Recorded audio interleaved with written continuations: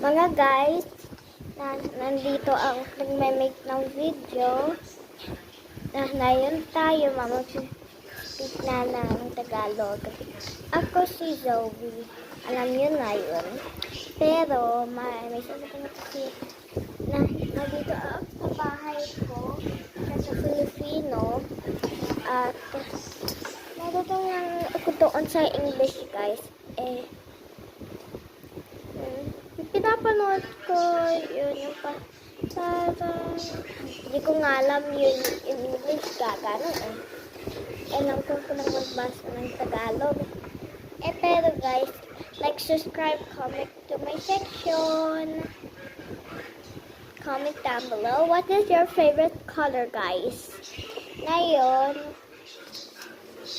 inawala tayo pasok kaya nakasama ang upload.